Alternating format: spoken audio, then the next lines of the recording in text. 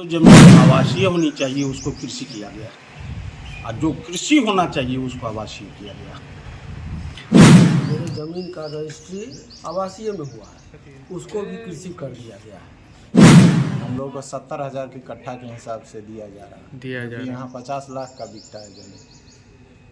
2 साल से हम लोग यहाँ से लेकर के मधुबनी से लेकर के हाई कोर्ट तक, कमिश्नरी तक पहुँचे हैं। अभी तक हम लोग के साथ जो है ना न्याय नहीं हुआ है, इसलिए चाह रहे हैं कि हम लोग फिर कार्य को अवरुद्ध करें। जयनगर लाइव में आपका स्वागत है।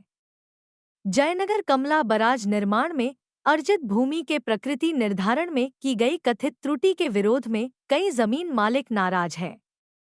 उनकी मांग है कि कृषि योग्य घोषित की गई उनकी जमीन को आवासीय व व्यावसायिक घोषित किया जाए। इसी मांग को लेकर जयनगर के आईबी परिसर में अधिकारियों के साथ बैठक आयोजित की गई। इस मौके पर राजकुमार गुप्ता, डॉक्टर विनय कुमार हीरा, संजय महतो, दिलीप चौधरी, सुमन कुमार, दिनेश यादव, गोविंद कुमार, मनोज चौधरी, गोपाल प्रसाद, विनोद सिंह, मनोज सिंह, हरि जी सहित ने बताया कि एनएच किनारे सटे उनकी जमीन को मनमाने ढंग से कृषि योग्य जमीन घोषित कर दिया गया है। हम लोग कई महीनों से फरियाद कर रहे हैं, लेकिन अभी तक हम लोगों की समस्या का निदान नहीं हो पाया है। हम लोगों की मांग है कि हमारे जमीन को मनमाने ढंग से कृषि योग्य घोषित कर दी गई जमीन को आवासीय व व्यावसायिक घोषित किया जाए। देखिए इस वीडियो को जमीन मालिकों ने क्या कुछ कहा। आईबी में बैठक किया गया है, आप अपना परिचय दीजिएगा और बताइएगा। मैं डॉक्टर विनय कुमार हीरा हूँ। हमारा ज़मीन है जो कि कमला बियर बैरेज में पड़ा हुआ है, अच्छा, जो अधिग्रहण हुआ है। मेरे ज़मीन का रजिस्ट्री आवासीय में हुआ है, उसको भी कृषि कर दिया गया है। एक ज़मीन जिसका हम कृषि में रजिस्ट्री करवाए थे, फिर मुझे नोटिस आया कि आप गलत किए हैं, क्या कहते हैं, गवर्नमेंट की राशि का गबन किया है, तो आप 1,76,000 रुपया पेनल्टी जमा कीजिए, नहीं तो आपका रजिस्ट्रेशन कैंसिल होगा, आपका कानूनी कार्रवाई होगी। तो हमको जमा करना पड़ा। उस ज़मीन का भी कलेक्टर साहब के यहाँ से ही आदेश आया था, ठीक उस ज़मीन का भी कृषि किया गया, कृषि में जो है अधिग्रहण किया गया। आईबी के सभागार में बैठक आयोजित किया गया आप लोग के द्वारा, क्या कुछ कहना चाहिएगा? मेरा नाम दिनेश कुमार है। मेरा NH 104 के बगल में दुकान है, GST है और कमर्शियल बिजली बिल है, और इसको धनहर कर दिया गया। जो 13.5 धूर जमीन है, 2829 खेसरा नंबर है, और बहुत 2 साल से केस लड़ने के बाद भी कुछ परिवर्तन नहीं आया है। तो आप लोग क्या मांग करते हैं सरकार से? मांग करते हैं कि कम से कम आवासीय कर दीजिए, तो यहाँ का कुछ वैल्यू आ जाए। हम लोग को 70,000 के कट्ठा के हिसाब से दिया जा रहा है। यहाँ 50 लाख का बिकता है जमीन।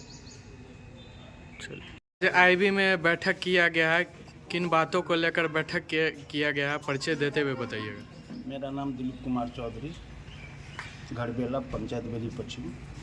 ये कमला बियर परियोजना में जो बराज का काम चल रहा है, उसमें ज़मीन मालिकों के साथ बहुत ही अनमतिया किया गया है, बहुत ही दुर्व्यवहार किया गया। जो ज़मीन आवासीय होनी चाहिए उसको कृषि किया गया, और जो कृषि होना चाहिए उसको आवासीय किया गया।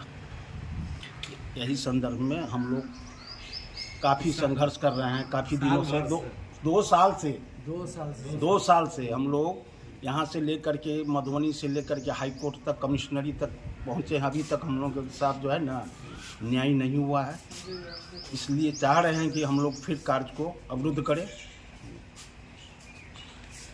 और आगे क्या बताओ, तो आप लोग दुर्भाग्य है बिहार सरकार के, जो किसानों के साथ ऐसा दुर्व्यवहार हो रहा है।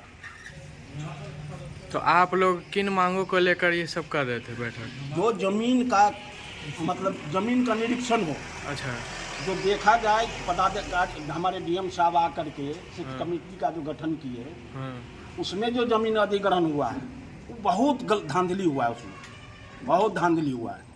जो फ्रंट का जमीन है जो आवासीय होना चाहिए उसको कृषि किया गया है, और जो पीछे का है उसको आवासीय किया गया। जस्ट बगल में है, जिसमें उसमें करोड़ों 22-24 करोड़ रुपया मिला है, उसके जस्ट बगल में मेरा जमीन है।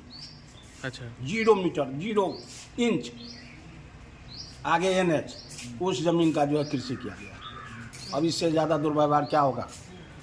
करोड़ मरोड़ की स्थिति पैदा कर दिया है। यदि संज्ञान नहीं लेंगे बड़े पदाधिकारी और संबंधित व्यक्ति तो वहाँ पर जो है तो स्थिति भयावह हो जाएगा। तो फिर उनके हाथ में है, जो करे। आप अपना परिचय दे दीजिएगा। मेरा नाम मनोज कुमार सिंह है। मेरी ज़मीन कमला बराज परियोजना में अधिग्रहित की गई है, जिसको कृषि किया गया है। जस्ट मेरे 0 इंच बगल में जो है आवासीय किया गया है। 1950 खेसरा है मेरा, 51 को तो आवासीय किया है। अगर आप लोग भी मधुबनी जिला या जयनगर से हैं तो जयनगर लाइव को ज़रूर सब्सक्राइब कीजिए, क्योंकि ये छोटे बड़े हर न्यूज़ को कवर करते हैं। तो लाइक कीजिए, शेयर कीजिए, सब्सक्राइब कीजिए। Thank you.